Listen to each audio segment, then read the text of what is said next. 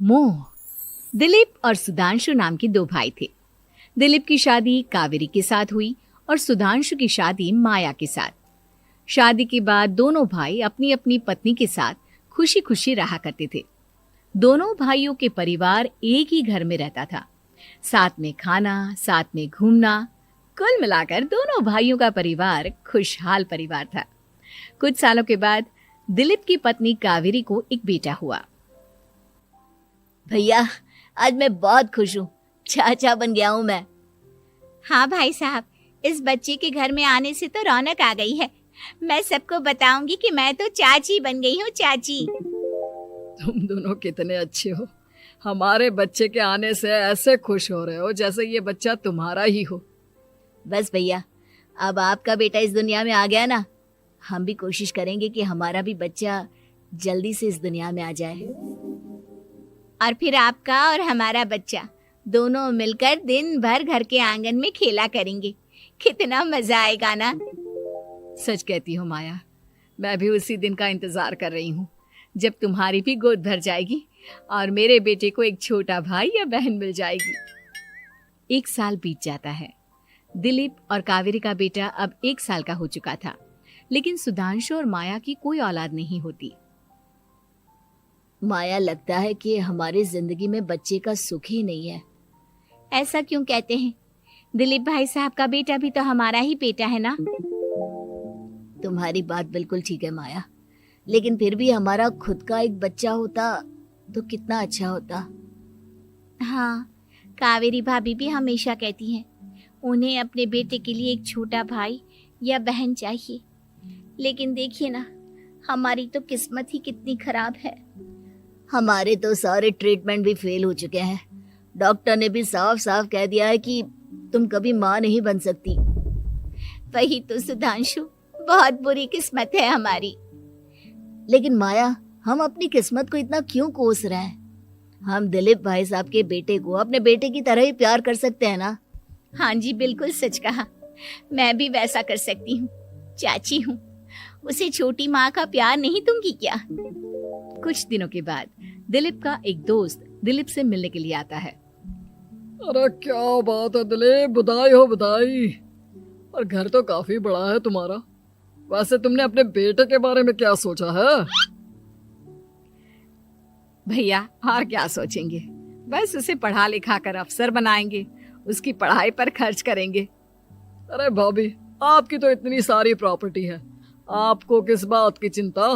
ले देकर एक बेटा ही तो है। अरे नहीं दोस्त, तुम गलत समझ रहे हो। इस घर में मैं और मेरा छोटा भाई दोनों रहते हैं। इस घर का आधा हिस्सा मेरे छोटे भाई का है। अच्छा, कितने बच्चे हैं तुम्हारे छोटे भाई के? भैया, उनके साथ ना कुछ प्रॉब्लम है। मेरी देवरानी कभी माँ नहीं बन सकती। अरे फिर किस बात की चिंता? अरे मैं तो कहता हूँ अपने बेटे के भविष्य के बारे में सोचिए ही मत। बस ये घर उसके नाम करवा दीजिए। देखिए, आपके भाई का भी कोई बच्चा नहीं है तो सब कुछ आपके बेटे को ही मिलना चाहिए। लेकिन ऐसा करना क्या सही होगा? अगर उनका बच्चा नहीं है तो क्या हुआ? ये घर आधा उनका है, उनकी जो मर्जी है वो करे। अरे कैसी बात करते हो? उनकी कोई औलाद नहीं है, वो क्या करेंगे प्रॉपर्टी अपने नाम रखकर? हाँ, वैसे भाई साहब, आपकी बात तो बिल्कुल सही है। अब जो कुछ भी है वो हमारे बेटे का ही तो है। आखिर वही तो इस घर के वंश को आगे बढ़ाएगा। मैं कल ही देवर जी से बात करती हूँ। अगले दिन सुधांशु और माया, इधर आओ। तुम दोनों से एक बहुत जरूरी बात करनी है मुझे। बताइए ना भाभी, क्या बात है? आपको कहीं जाना है तो आप अपने बेटे को मेरे पास छोड़कर जाइए। मैं ही पूरा दिन रख लूंगी उसे। अरे नहीं माया, वो तो मुझे पता है। मैं किसी और चीज के बारे में बात करना चाहती हूँ। बताइए ना भाभी, क्या बात है? देखिए देवर जी, आपका कोई बच्चा है नहीं, लेकिन मैं जानती हूँ कि आप हमारे बेटे को अपने बेटे की तरह ही प्यार करते हैं। भाभी, बेटी की तरह नहीं, वो हमारा ही बेटा है। मेरे लिए तो वो मेरा ही बच्चा है। वही तो फिर क्यों ना ये सारी प्रॉपर्टी हम मेरे बेटे के नाम करवा दे, क्योंकि तुम्हारा हो या मेरा, हम सबका एक ही तो है बेटा। लेकिन भाभी, अभी तो वो सिर्फ 1 साल का है। अभी से प्रॉपर्टी उसके नाम करवाने का क्या मतलब है? देखिए देवर जी, जो काम जितना जल्दी हो जाए ना उतना अच्छा। आने वाले वक्त का क्या भरोसा। भाभी भरोसा क्यों नहीं, हम तो हमेशा आपके बेटे को माँ बाप की तरह ही प्यार करेंगे।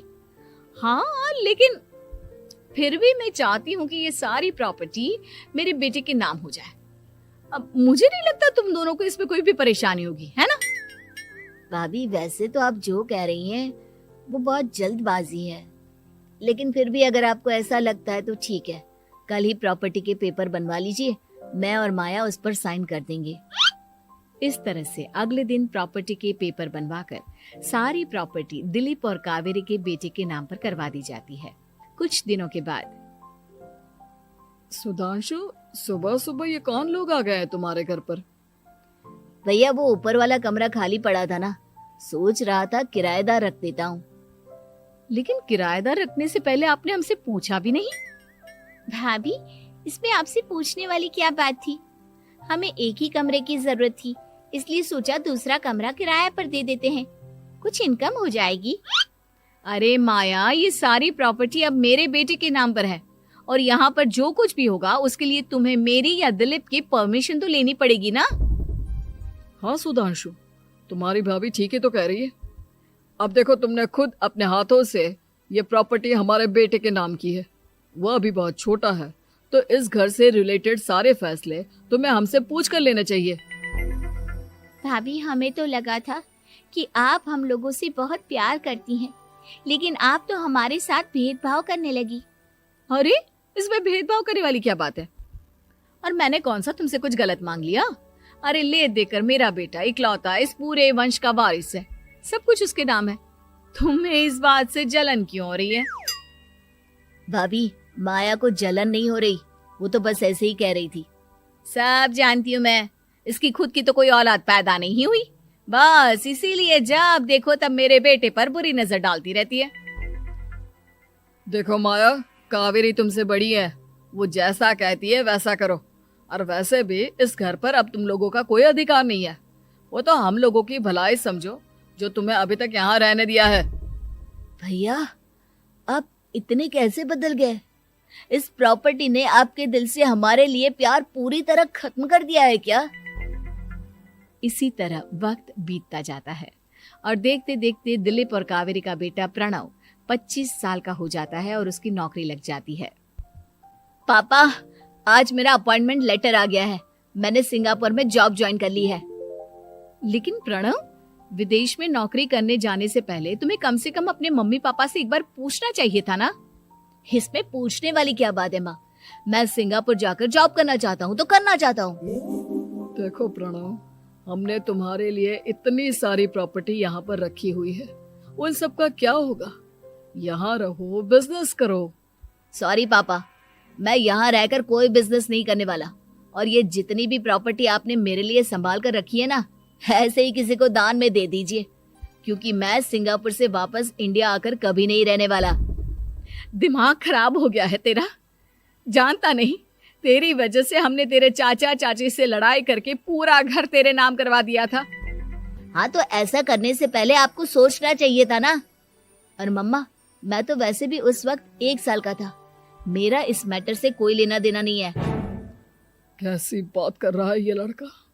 अरे तेरी वजह से अपने छोटे भाई से दुश्मनी लेकर बैठा हूं मैंने तो उसे घर से भी निकाल दिया। जानता नहीं तू, बाजू वाले घर में एक छोटा सा कमरा किराए पर लेकर रहते हैं तेरे चाचा चाची, और ये सब मैंने तेरे लिए किया। देखिए पापा, आपने जो कुछ भी किया अपने लिए किया।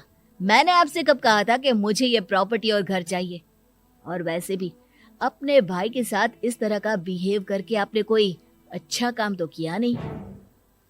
तू सही कह रहा है बेटा, हमने तेरे चक्कर में अपने छोटे भाई जैसे देवर और बहन जैसी देवरानी को इस घर से निकाल दिया। बहुत बड़ी गलती हो गई मुझसे। ठीक है मॉम, तो अब आप अपनी गलती सुधारो, लेकिन मुझे तो फॉरेन जाना है, मैं वहीं जाऊंगा।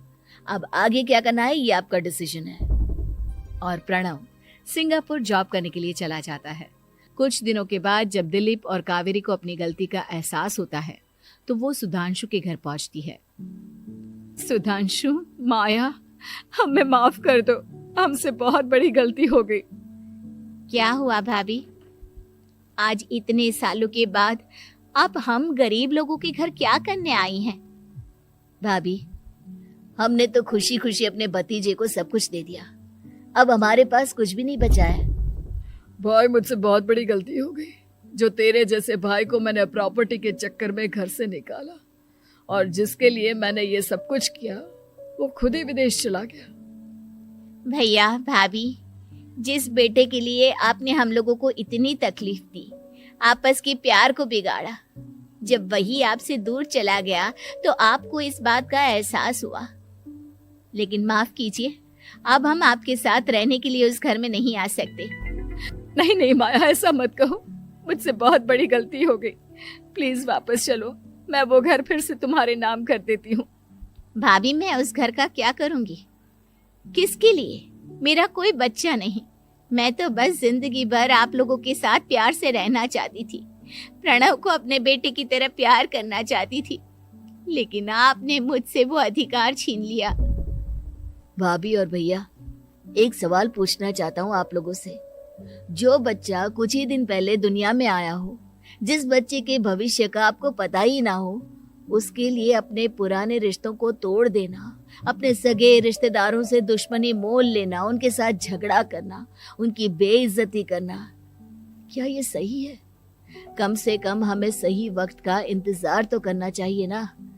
सिर्फ प्रॉपर्टी के लिए अपने सगे भाई को घर से निकाल दिया, वो भी अपने 1 साल के बेटे के लिए। क्या ये वाकई